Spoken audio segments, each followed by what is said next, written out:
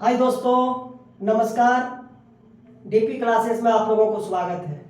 तो आज की क्लास प्रथम विश्व युद्ध के विषय में पढ़ना है और ऐसा पढ़ना है ताकि जब एग्जाम में क्वेश्चन मिले तो आपको दिल खुश हो जाए। ऐसा पढ़िए।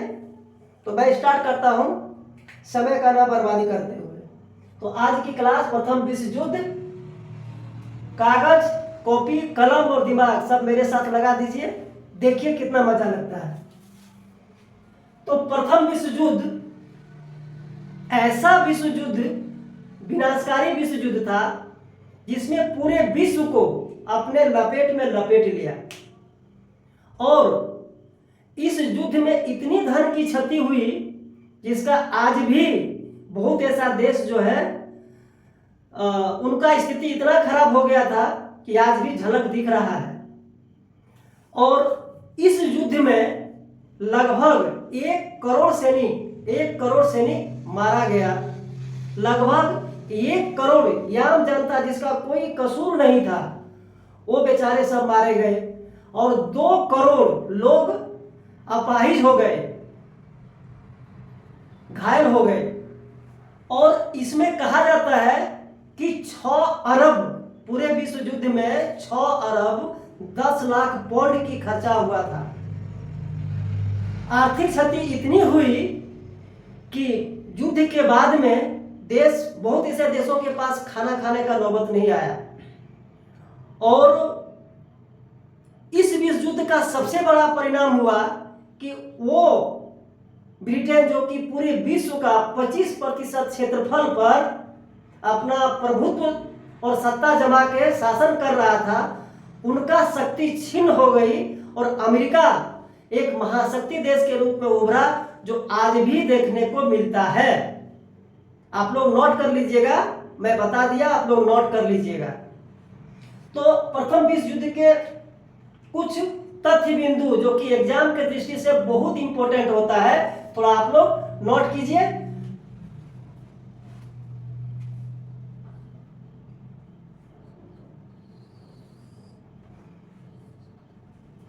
प्रथम विश्व युद्ध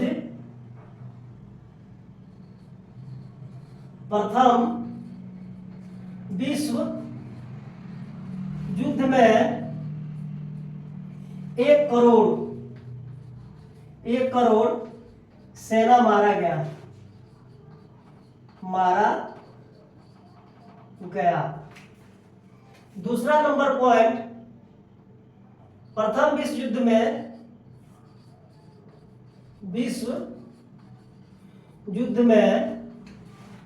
1 करोड़ याम नागरिक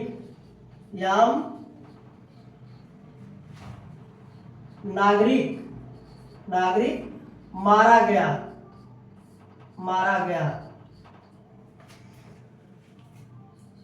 प्रथम विश्व युद्ध में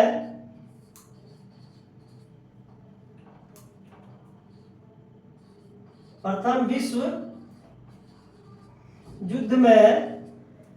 युद्ध में 2 करोड़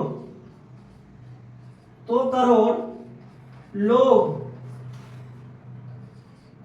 घायल हुआ।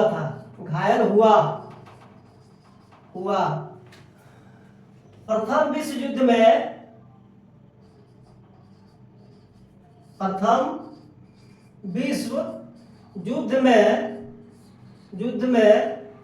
6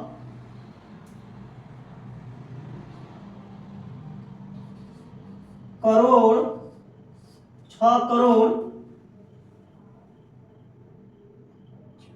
10 लाख पाउंड धन खर्चा हुआ।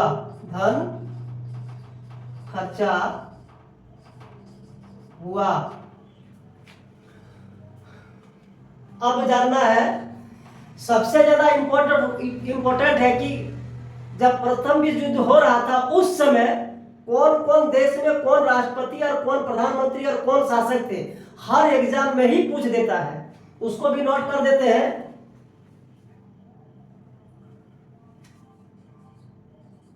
प्रथम विश्व युद्ध के समय अमेरिका का राष्ट्रपति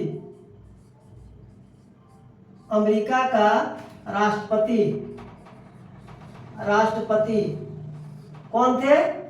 वुडरो विल्सन थे। Woodrow Wilson.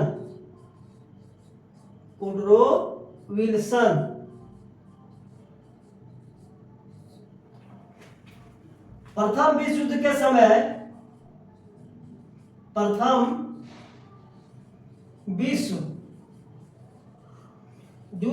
समय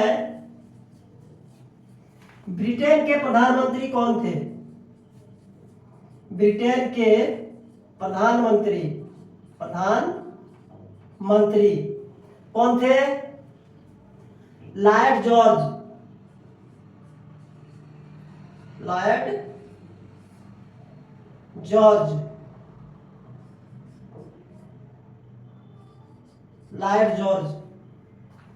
इसको आप लोग स्क्रीनशॉट ले लीजिए, इसको मैं मिटाऊंगा।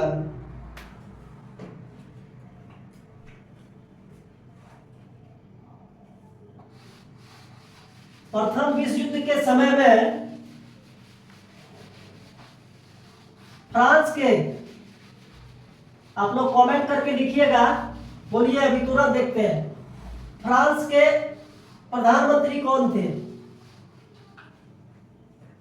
प्रथम विश्व युद्ध के समय में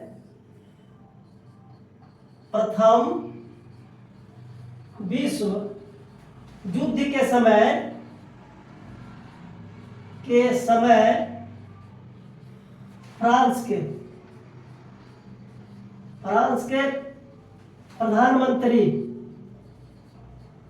प्रधानमंत्री कौन थे? जॉर्ज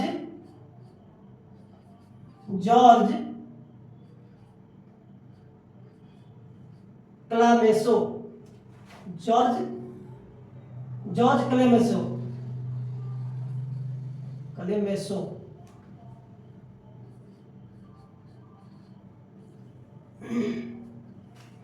रूस का उस समय शासक कौन था?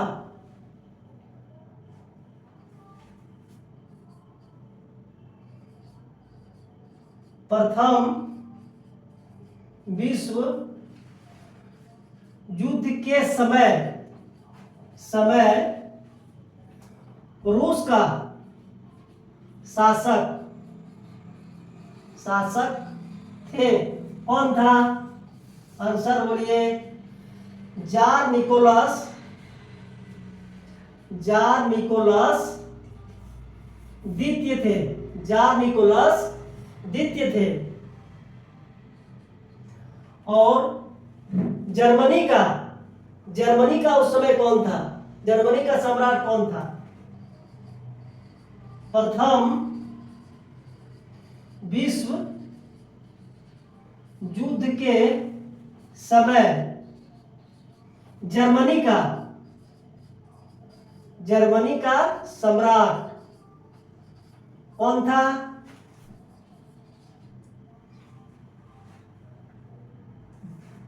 विल्हेम द्वितीय। कैसर विल्हेम द्वितीय कौन था? कैसर विल्हेम द्वितीय।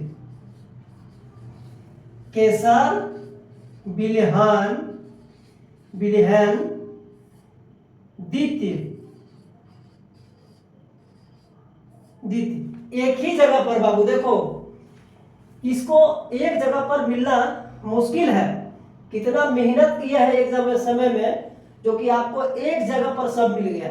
अब आप लोग पढ़िएगा नहीं तो क्वेश्चन तो छूटना तय है। पढ़िए।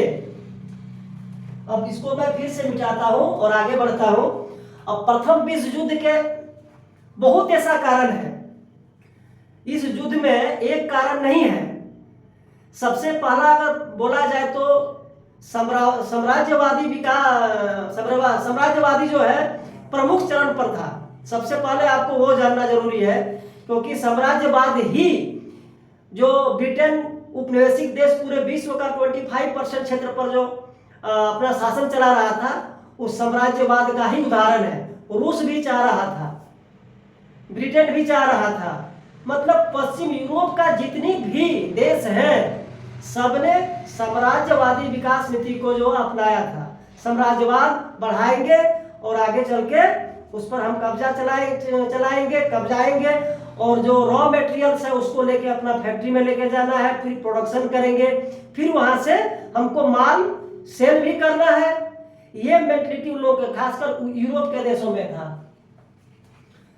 तो वो तो खैर बाद में, अभी और भी कारण है उसको आप देखिए, लेकिन याद रखिएगा कि प्रथम विश्व युद्ध में साम्राज्यवाद का बहुत बड़ा योगदान है। अगर साम्राज्यवाद नहीं होता तो शायद प्रथम विश्व युद्ध नहीं होता, जहां तक मानना है।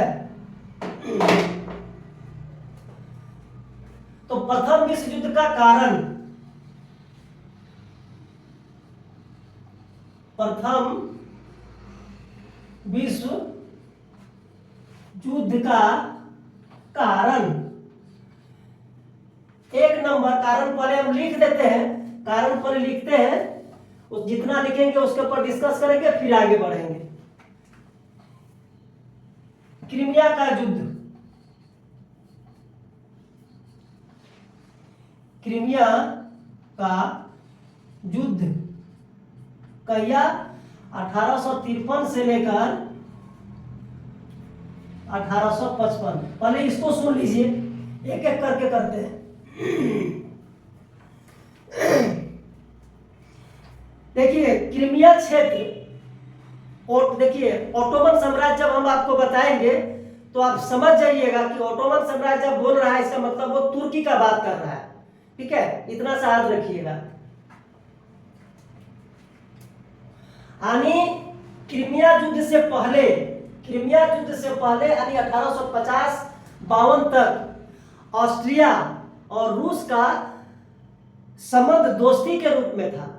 ऐसा दोस्ती जिन्हें मरने का कसम खा लिया था। लेकिन क्रीमिया युद्ध 1853 से लेकर 55 आते आते दोस्त जो है दुश्मनी में बदल गया, जिसका परिणाम हुआ भयावह। और क्रीमिया युद्ध में रूस की हार हुई थी। अब किसके किसके बीच हुआ था इसको नोट कर लीजिएगा। क्रीमिया युद्ध किसके किसके बीच हुआ था? क्रीमिया युद्ध फ्रांस एक तरफ, ब्रिटेन, फ्रांस ब्रिटेन वर्सेस रूस। इसमें रूस की हार हुई थी।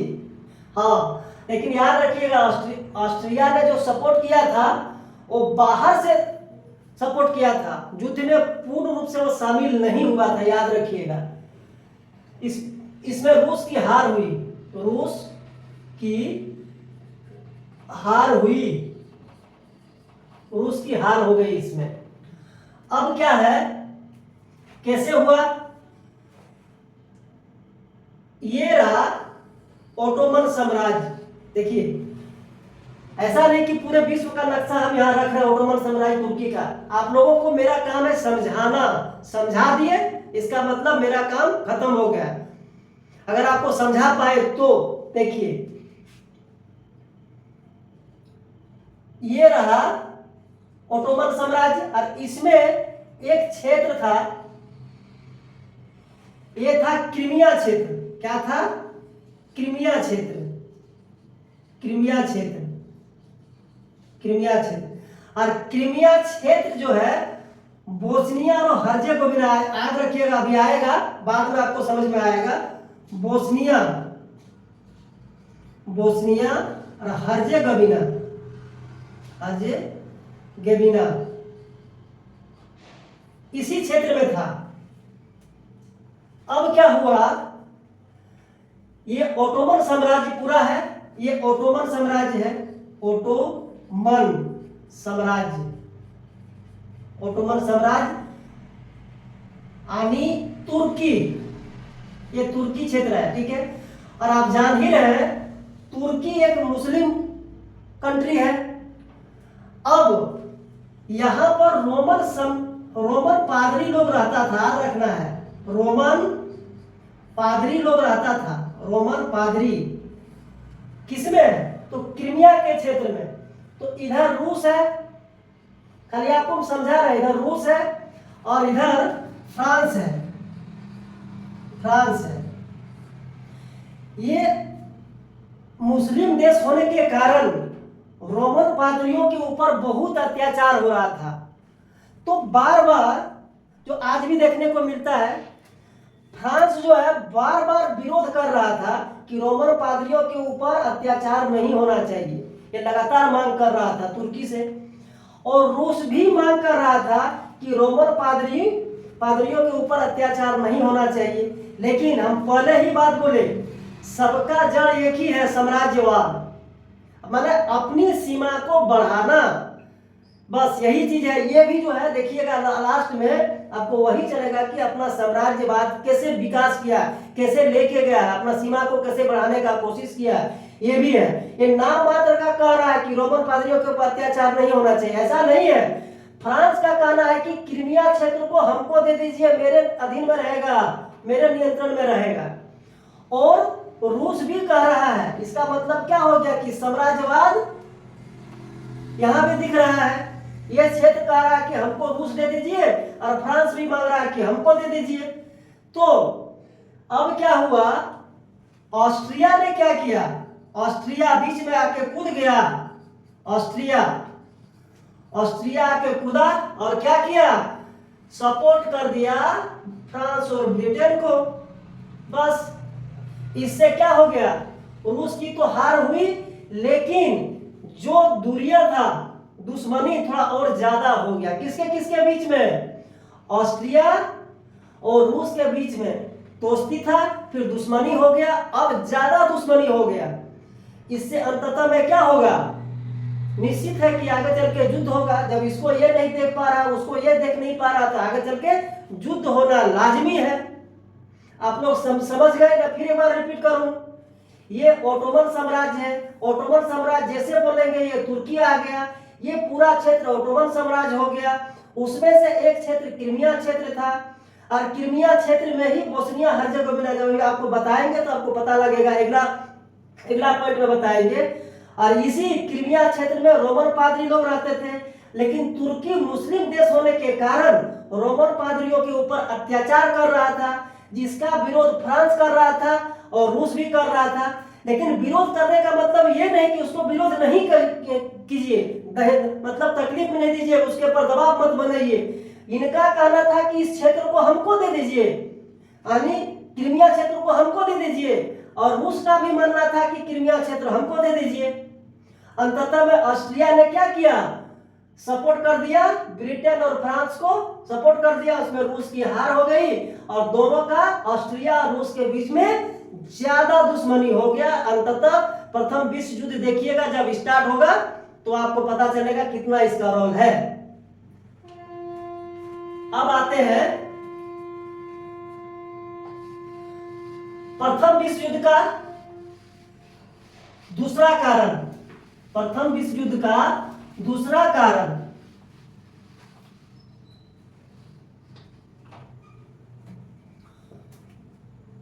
क्रीमिया युद्ध हो गया, इसको मिटा देते हैं। क्रीमिया युद्ध को मिटाकर दूसरा कारण लिखते हैं।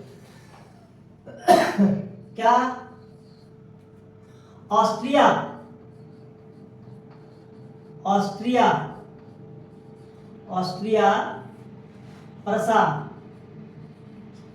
प्रसा युद्ध कब, 1866 में हुआ। अब इसमें क्या हुआ, ऑस्ट्रिया प्रसा युद्ध में इसमें क्या हुआ, नोट कीजिएगा। जब दोनों लड़े उस समय, देखिए हम फिगर के माध्यम से आपको समझा देते हैं तो आपको पूरा क्लियर हो जाएगा। देखिए ये आया पहले ऑस्ट्रिया का पूरा ये क्षेत्र आ गया। अब ऑस्ट्रिया ये रहा और ये रहा। क्या हुआ, आप लोग लिखिएगा, हम खाली फिगर से आपको समझा दे रहे हैं। यहां जर्मनी है और ऐसा नहीं बोलिएगा सर कि कैसा फिगर है, पूरा विश्व का नक्शा इसमें बनाया नहीं जा सकता है, खाली आप लोग समझ लीजिए। ये हो गया जर्मनी, ये हो गया इटली। क्या हुआ, ऑस्ट्रिया प्रसा के युद्ध में क्या हुआ, जर्मनी जो है, जर्मनी क्या हुआ, अलग हो गया, अलग हो गया, अलग हो गया। कब, 1871 में, यानी जर्मनी का एकीकरण हो गया, जर्मनी का एकीकरण हो गया। किसके नेतृत्व में, तो बिस्मार्क के नेतृत्व में। किसके नेतृत्व में, बिस्मार्क के नेतृत्व में, बिस्मार्क के नेतृत्व में, नेतृत्व में अलग हो गया। जैसे ही जर्मनी अलग हुआ, इटली भी मौका का फायदा लिया और ऑस्ट्रिया से क्या हुआ, ये भी अलग हो गया। जब अलग हो गया तो निश्चित है कि इनकी सीमा तो छोटा हो जाएगा। अब इसको मिटा के देखिए, छोटा कर देते हैं। देखिए ये पूरा ऑस्ट्रिया क्षेत्र हो गया, ये हो गया जर्मनी, उसमें ये हो गया इटली। इटली का एकीकरण 1871 में बिस्मार्क के नेतृत्व में पूछता है, और फिर इटली भी अलग हो गया, दोनों अलग हो गया, और इसका सीमा छोटा हो जाएगा। देखिएगा इसका सीमा अब यहां से यहां तक जब अलग देश बन गया तो सीमा छोटा हो गया। ये रहा, छोटा कर देते हैं इसको, ये रहा। अब इसका सीमा रह गया इतना दूर तक। ऑस्ट्रिया कमजोर हो गया। ऑस्ट्रिया जैसे कमजोर हुआ, अब क्या हुआ, इधर एक क्षेत्र था, इधर बाल्कन द्वीप इसका नाम था। क्या नाम था, बाल्कन द्वीप, बाल्कन द्वीप इसका नाम था, बाल्कन द्वीप। अब ऑस्ट्रिया चाहा कि नहीं, हम बाल्कन द्वीप पर अपना अधिकार जमा लेंगे, अपना कब्जा कर लेंगे, मेरा सीमा जो इधर कटा हुआ है वो सीमा मेरा बढ़ जाएगा।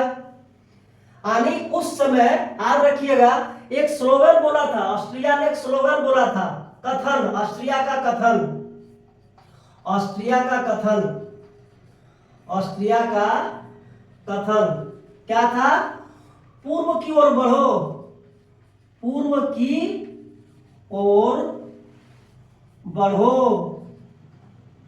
पूर्व की ओर बढ़ो, ये इसका था कथन। और ये पूर्व की ओर बढ़ना चाह रहा था, लेकिन रूस भी चाह रहा था कि नहीं, बाल्कन द्वीप पर मेरा कब्जा हो। कौन चाह रहा था, रूस भी। ये कौन है, ऑस्ट्रिया है, याद रखिएगा, ये है ऑस्ट्रिया, ये है ऑस्ट्रिया, ऑस्ट्रिया देश। और ये हो गया रूस, रूस क्योंकि वो भी आपका क्रीमिया के युद्ध में कमजोर हो गया था। ये भी चाह रहा था कि बाल्कन द्वीप मेरा अधीन में आ जाए, हम कब्जा कर लेंगे। लेकिन जैसे ही रूस को पता लग गया कि ऑस्ट्रिया भी चाह रहा है कि बाल्कन द्वीप जो है मेरे अंदर आ जाए, मेरा अधिकार वहां चले, तो रूस ने क्या किया, यहां सर्व जाति के लोग रहते थे। कौन जाति, सर्व जाति के लोग रहते थे, सर्व जाति के लोग रहते थे। अब सर्व जाति के लोगों को क्या किया रूस ने, भड़का दिया। क्या किया, भड़का दिया, और कहा कि आप तुर्की के अधीन में नहीं रहिए। तुर्की के अधीन में अगर आप लोग रहते हैं तो आप गुलामी का प्रतीक है। देखिए मेरे यहाँ भी सर्वजाति है, तो रूस का सर्वजाति और आप दोनों एक हैं, तो आप गुलाम क्यों। तो इसने क्या किया, आंदोलन करना शुरू कर दिया। और जब आंदोलन किया तो रूस ने क्या किया, अब देखिए तुर्की, अब यहां आ गया तुर्की, ये लोग यहां आंदोलन करना शुरू किया। पूरा आंदोलन हो रहा है, बीच में एंट्री किया तुर्की। अब तुर्की क्यों किया, तुर्की इसलिए किया क्योंकि बाल्कन द्वीप जो है उस समय तुर्की के अधीन में था, तुर्की के अधीन में था। और इस आंदोलन को कुचलना चाहा, सब जाति के आंदोलन को कुचलना चाहा। फिर से रिपीट करता हूं, तब रूस ने क्या किया, रूस ने तुर्की के ऊपर आक्रमण कर दिया, सैन्य कार्रवाई कर दिया, जिसमें तुर्की का हार हो गया। फिर से रिपीट करता हूं, सुनिएगा, फिर से रिपीट कर रहा हूं। इधर जर्मनी अलग हो गया, 1871 में बिस्मार्क के नेतृत्व में, और इधर इटली भी अलग हो गया। ये ऑस्ट्रिया कमजोर पड़ गया। ऑस्ट्रिया ने चाहा कि बाल्कन द्वीप मेरे अधीन में आ जाए तो मेरा सीमा बड़ा हो जाएगा। यहाँ भी देखिए साम्राज्यवाद, यहाँ भी साम्राज्यवाद। रूस को भी वही इरादा था कि बाल्कन द्वीप मेरे अधीन में आ जाए। देखिए यहाँ भी साम्राज्यवाद। लास्ट में क्या किया, जब रूस को पता लगा कि ऑस्ट्रिया भी वही चाह रहा है, बाल्कन द्वीप कब्जाना चाह रहा है, तो बाल्कन द्वीप में जो सर्व जाति को लोग रहते थे उसको क्या किया, भड़का दिया कि आप गुलामी क्यों गुलाम में है। देखिए सर्व जाति रूस में भी है, स्वतंत्र है, तो हम सर्व जाति मतलब बाल्कन द्वीप का सर्व जाति और रूस का सर्व जाति एक है। ये लोग जब आंदोलन, जब इनके कहे बात पर बाल्कन द्वीप का क्षेत्र का जो सर्व जाति थे जब आंदोलन करने लगा तो तुर्की इसके ऊपर आक्रमण किया। क्यों किया, क्योंकि बाल्कन द्वीप जो है वो तुर्की के अधीन में था पूरा। याद रखिएगा, क्वेश्चन बनता है प्रथम विश्व युद्ध के समय में बाल्कन द्वीप किसके अधीन में था, किसके अधीन में, तो तुर्की के अधीन में था। बस लास्ट में हो गया दोनों के बीच में। अब रूस और तुर्की के बीच युद्ध होने के बाद में एक संधि हुआ था। उस संधि का नाम क्या है, उस संधि का नाम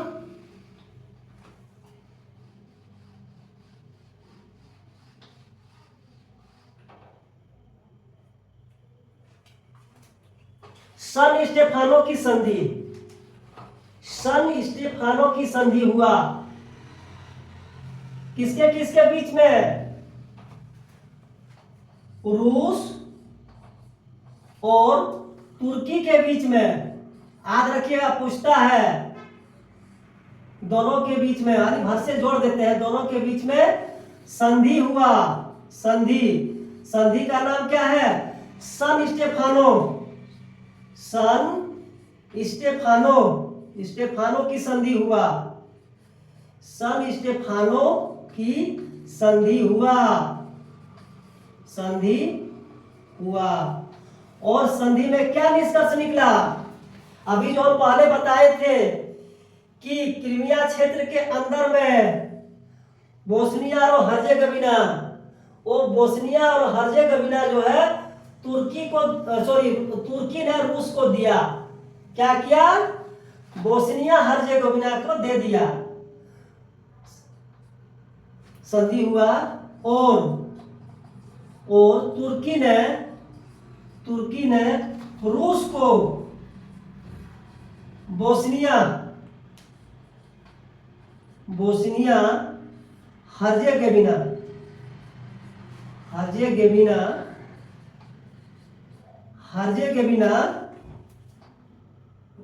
ठीक है, सन स्टेफानो की संधि हुआ। और तुर्की ने रूस को बोस्निया हर्जेगोविना दे दिया। लेकिन याद रखिएगा, दे तो दिया, लेकिन ब्रिटेन और ऑस्ट्रिया को पसंद नहीं हुआ, क्योंकि ऑस्ट्रिया भी वही चीज चाह रहा था। और क्या हुआ, रूस के ऊपर अंतरराष्ट्रीय दबाव दिया गया। रूस के ऊपर अंतरराष्ट्रीय दबाव दिया गया, अंतरराष्ट्रीय दबाव दिया। और बोस्निया हर्जेगोविना को क्या किया, फिर वापस ले लिया। और किसको दिया, ऑस्ट्रिया को दिया। याद रखिएगा, किसको दिया, बोस्निया हर्जेगोविना ऑस्ट्रिया को दिया। किससे, रूस से लेकर। यहां भी तुर्की रूस को जो है झटका लगा, पहले क्रीमिया के युद्ध में लगा, और जीता हुआ क्षेत्र जो अपना सेना का बलिदान देकर जो ये जीता हुआ था, ठीक है, बोस्निया हर्जेगोविना यानी बाल्कन द्वीप, इसको भी रूस के पास नहीं रहने दिया, तो रूस और चिढ़ गया। तो अंततः में युद्ध होना तो तय है, बदला तो लेगा ही। क्या होगा, इसको लिख देते हैं। रूस के ऊपर अंतर्राष्ट्रीय दबाव दिया जिससे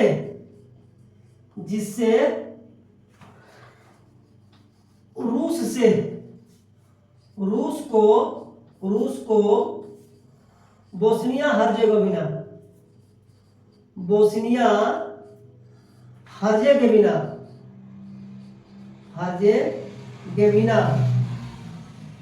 हर्जेगोविना को छोड़ना पड़ा। और किसको मिला, बोस्निया हर्जेगोविना किसको मिला, तो ऑस्ट्रिया को मिला। लिखते नहीं आप लोग, लिख लीजिएगा। ऑस्ट्रिया को मिला। लेकिन फिर रूस मानने वाले तो है नहीं। अब आगे आने वाला देखिएगा, कारण में पता लग जाएगा कि कैसे इन्होंने गेम को बदला है। रूस ने सबसे बदला हुआ है। अब यहां एक क्वेश्चन और बनता है, क्योंकि 1866 तक पढ़ लिए हैं। अब देखिएगा 1882 ईस्वी में दो संधि ऐसा हुआ। एक संधि हुआ 1882 में, 1904 में संधि हुआ, जो कि विश्व युद्ध का बीजारोपण हो गया, मतलब कंफर्म हो गया कि होगा ही। आगे चल के देखिएगा। अब क्या हुआ, 1882 में एक संधि हुआ, त्रिपक्षीय संधि। क्या हुआ, त्रिपक्षीय संधि हुआ। किसके किसके बीच में हुआ, क्योंकि ऑस्ट्रिया से जर्मनी तो निकल गया है, तो बहुत बार क्वेश्चन पूछता है, याद रखिएगा। त्रिपक्षीय संधि में कौन कौन शामिल था फर्स्ट में, तो पहला हो गया जर्मनी, दूसरा इटली और ऑस्ट्रिया। याद रखिएगा। और यही त्रिपक्षीय संधि जो हुआ, जर्मनी, इटली और ऑस्ट्रिया, और बाद में इसमें तुर्की शामिल हुआ था, इसमें तुर्की शामिल हो गया। और इसी त्रिपक्षीय संधि को जो आके शामिल हुआ, उसको क्या कहा गया, धुरी राष्ट्र कहा गया। क्या कहा गया, धुरी राष्ट्र कहा गया। धुरी राष्ट्र कहा गया,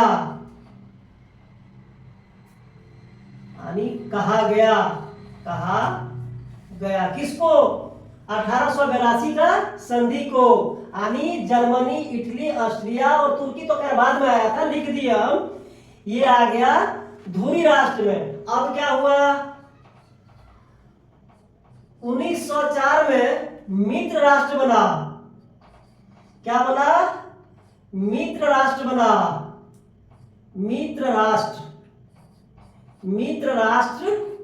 बना। अब इसमें क्या हुआ, किसके किसके बीच में हुआ था, पहले फर्स्ट में ब्रिटेन,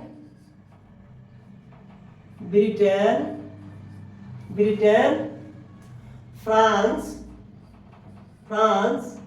देखिए बाद में इसमें रूस मिल गया था, ठीक है, बाद में ये रूस मिल गया, ठीक है। बाद में ये दलबदलू हो गया। इटली जो था ना, मौका देख लिया कि त्रिपक्षीय संधि जो है, यानी धुरी राष्ट्र कमजोर पड़ गया है, तो बाद में ये चेंज कर लिया था अपना पार्टी। तो बाद में भी पढ़ाई के तो समझ में आ जाएगा, ठीक है। रूस भी शामिल हो गया। और जितने भी इसमें इस संधि में, यानी इस मित्र राष्ट्र में जो मिला, मित्र संधि में, यानी मित्र संधि इसको बोलिए ना, सीधी सी मित्र संधि बोलिए, मित्र संधि, ठीक है। मित्र राष्ट्र की संधि मैंने मित्र संधि, ये क्या कहा गया, मित्र राष्ट्र कहा गया। क्या कहा गया, मित्र राष्ट्र कहा गया।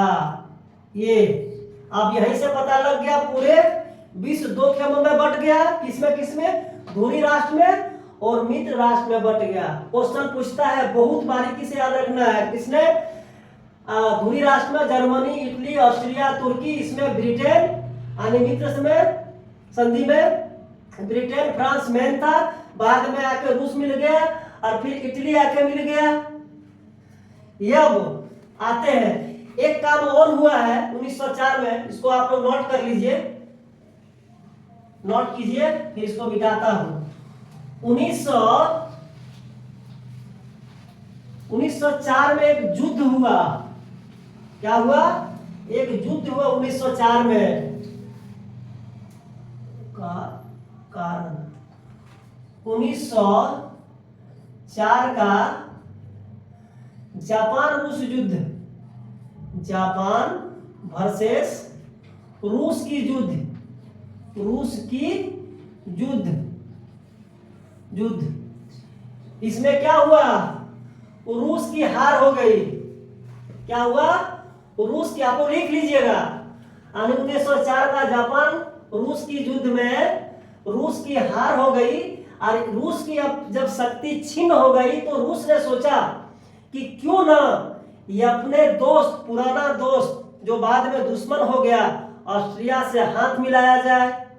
और दोनों एक टेबल पर बैठा और कुछ प्रस्ताव रखा। क्या क्या प्रस्ताव रखा देखिएगा। दोस्त से दुश्मनी बना और फिर दुश्मनी से दोस्त बनने का रास्ते पर चल गया। एक तरफ याद रखिएगा, ऑस्ट्रिया आ गया, ऑस्ट्रिया, और एक तरफ रूस। दोनों के बीच में बैठक हुआ, दोनों के बीच में बैठक हुआ। कब बैठक हुआ? 15 सितंबर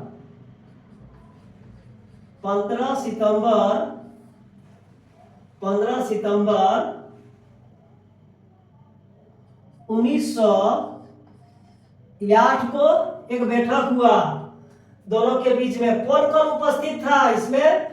तो याद रखिएगा, ऑस्ट्रिया का विदेश मंत्री कौन था? विदेश मंत्री।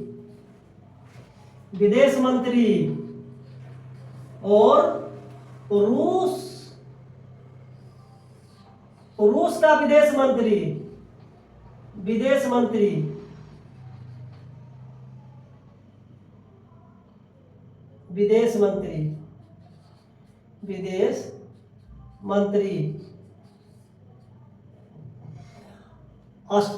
रूस का विदेश मंत्री कौन था? स्लोवस्की।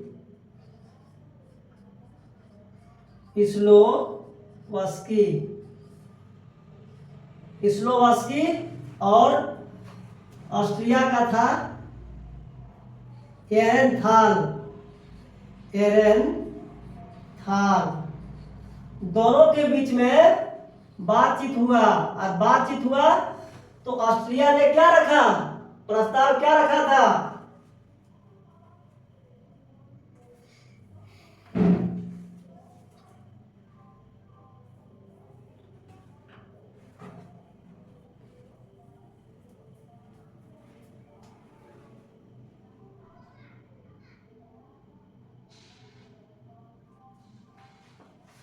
कि दोनों के बीच में अब प्रस्ताव रखा कि बोस्निया हर्जेगोविना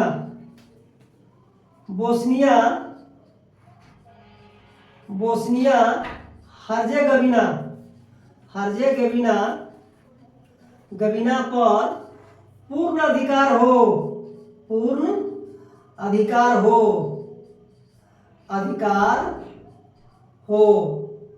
किसने मांग किया? ऑस्ट्रिया के विदेश मंत्री एरेनथाल ने। और स्लोवास्की ने क्या रखा? बास्पोरस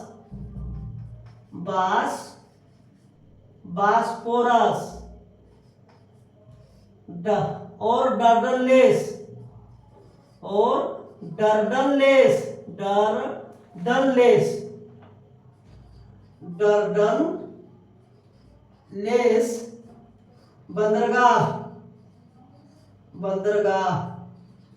बंदरगाह पर मेरा अधिकार हो, यानी रूस का अधिकार हो। किसका? रूस का अधिकार हो, रूस का अधिकार हो। दोनों में तो सहमति हो गया। सहमति होने के बाद में 5 अक्टूबर 1908 ईस्वी को, याद रखिएगा, इसको आप लोग नोट कर लीजिए। फिर एक बार बता देता हूं। 1904 का जापान और रूस के बीच में युद्ध हुआ। इस युद्ध में रूस की हार हो गई, इसकी शक्ति रूस की छीन हो गई। तब फिर ऑस्ट्रिया के विदेश मंत्री एरेनथाल और रूस का विदेश मंत्री स्लोवस्की एक टेबल पर बैठा और दोनों ने एक दूसरे से मांग किया। क्या रखा? ऑस्ट्रिया का विदेश मंत्री ने रखा बोस्निया हर्जेगोविना पर पूर्ण अधिकार हो, क्योंकि उसको ब्रिटेन ने दिया हुआ था, अधिकार नहीं हुआ था उस समय। अब रूस से मांग कर रहा है। और इसने क्या रखा? रूस के विदेश मंत्री ने रखा कि बास्पोरस और डर्डनलेस बंदरगाह पर रूस का अधिकार हो। सहमति हो गया दोनों के बीच में। अब क्या हुआ? घोषणा हो गया 5 अक्टूबर 1908 ईस्वी को। 1908 ईस्वी को घोषणा हो गया दोनों, यानी 5 अक्टूबर 1908 ईस्वी को घोषणा हुआ। क्या घोषणा हो गया? कि बोस्निया हर्जेगोविना ऑस्ट्रिया के पूर्ण अधिकार क्षेत्र में आ गया। क्या हुआ? क्वेश्चन पूछता है, बोस्निया और हर्जेगोविना ऑस्ट्रिया का पूर्ण अधिकार में कब आया था? तो याद रखिएगा 5 अक्टूबर 1908 ईस्वी को घोषणा के बाद में हो गया। ठीक है, आप लोग नोट कर लीजिएगा। तो लिख देते हैं, तो चलिए लिख देते हैं। 5 अक्टूबर 1908 ईस्वी को घोषणा हुआ बोस्निया हर्जेगोविना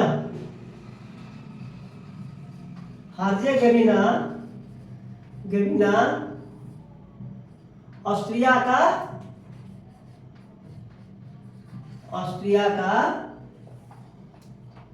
पूर्ण अधिकार हो गया।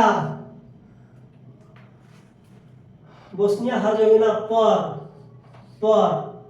ऑस्ट्रिया का पूर्ण अधिकार हो गया। पूर्ण अधिकार हो गया। लेकिन देखिए, साम्राज्यवाद यहां भी है। ये तो कर लिया, बोस्निया हर्जेगोविना तो ले लिया, लेकिन जब रूस ने मांग किया तो संधि को छोड़ दिया। उस संधि को माना ही नहीं। बोला कि मैं डर्डनलेस बंदरगाह और बास्पोरस बंदरगाह को मैं नहीं दे सकता।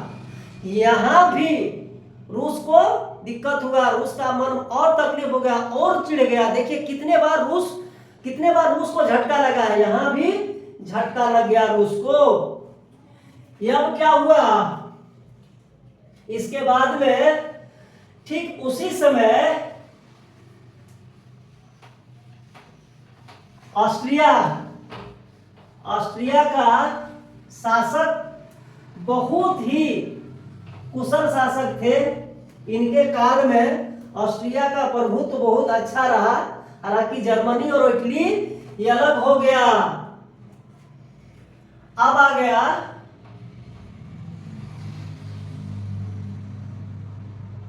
प्रथम विश्व युद्ध का। और भी कारण है। हालांकि लिख देते हैं। साम्राज्यवाद वो और है। ठीक है, साम्राज्यवाद हम बता देते हैं।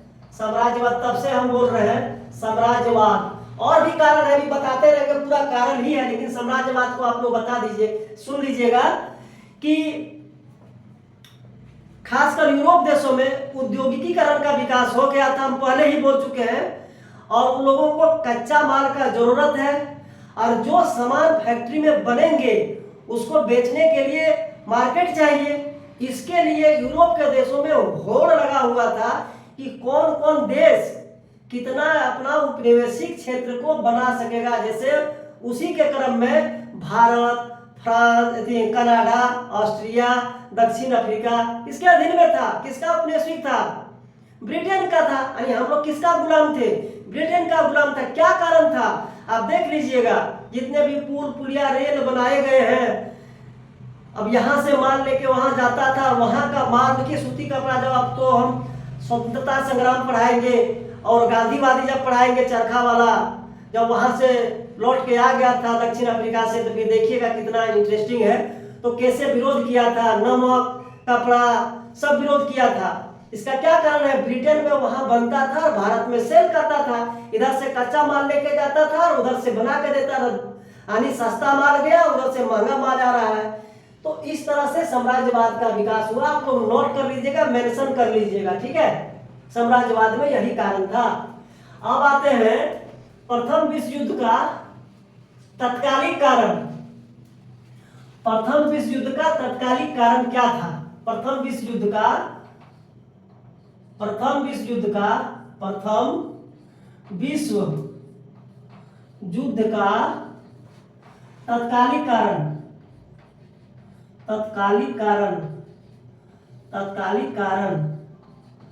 तत्कालिक कारण क्या था? अभी सुनिएगा। ऑस्ट्रिया का शासक उसमें कौन था? France Joseph.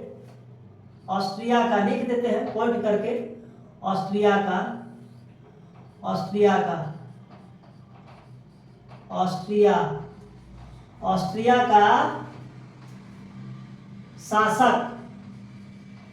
शासक कौन थे? France Joseph.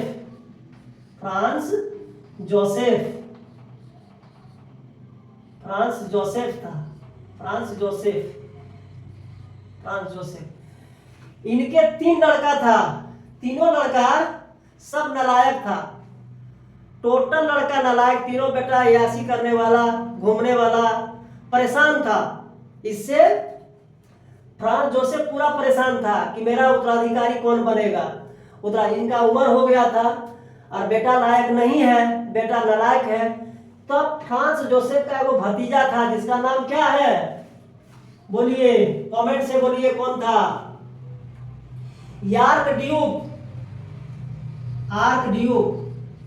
Arc Duke Ferdinand थे।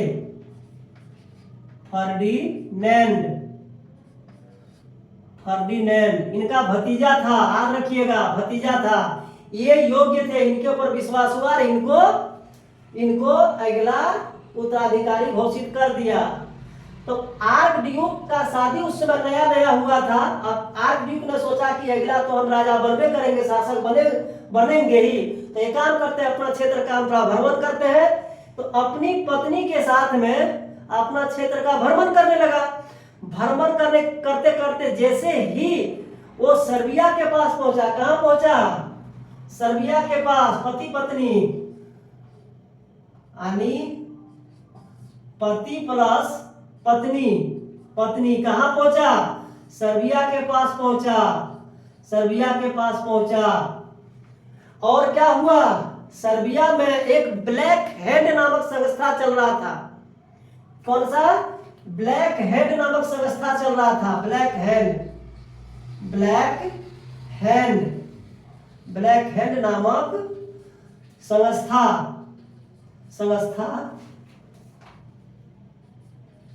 संस्था का नेता कौन था? यानी मुखिया पकड़िए, नेता मुखिया प्रमुख था। मुखिया यानी प्रमुख, संस्था का प्रमुख कौन था? गैब्रिलो प्रिंस। गैब्रिलो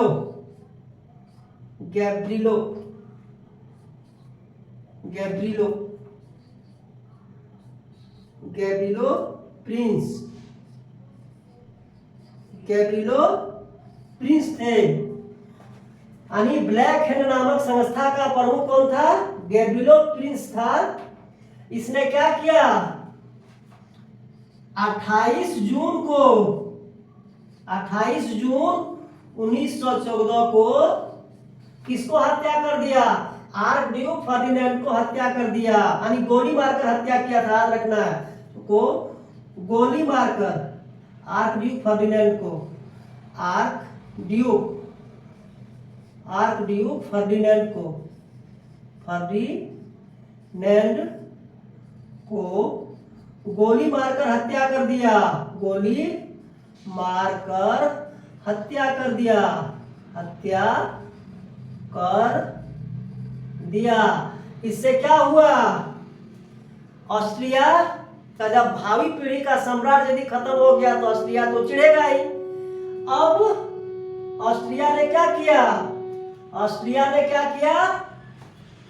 इसको मिटा देते हैं, आप लोग स्क्रीनशॉट ले लीजिए। ऑस्ट्रिया ने क्या किया? 28 जुलाई 1914 को सर्बिया पर आक्रमण कर दिया। क्या किया? सर्बिया पर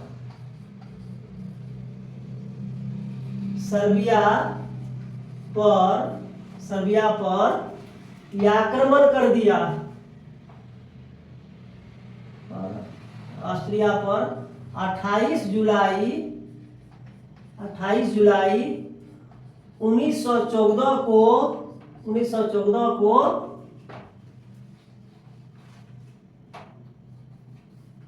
आक्रमण कर दिया,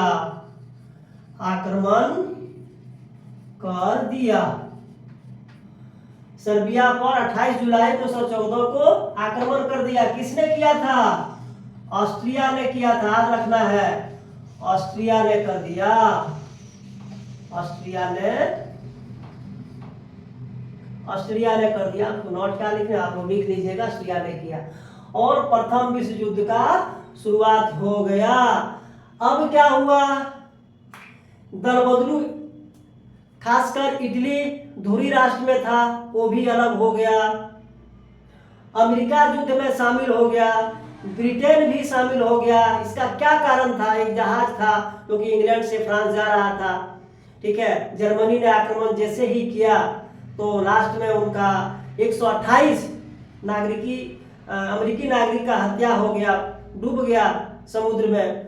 तब वो लास्ट में युद्ध में आ गया था। लेकिन याद रखिएगा, ये प्रथम विश्व युद्ध में, अगला बार अभी लेंगे अगला पार्ट में, अमेरिका दोनों ओर से बहुत मजा किया और बहुत पैसा कमाया और ये पूरे विश्व में एक शक्ति के रूप में उभरा। जो आज देख रहे हैं, अमेरिका जो देख रहे हैं, वो प्रथम विश्व युद्ध का कारण है। तो नेक्स्ट पार्ट में विस्तार से फिर पढ़ेंगे कि अमेरिका कैसे शामिल हुआ, उसका कितना व्यक्ति मरे थे, सर्बिया की संधि कैसे हुआ था, ये पूरा विस्तार से पढ़ेंगे। इसी के साथ अपनी वाणी को विराम देता हूँ। जय हिंद, जय भारत।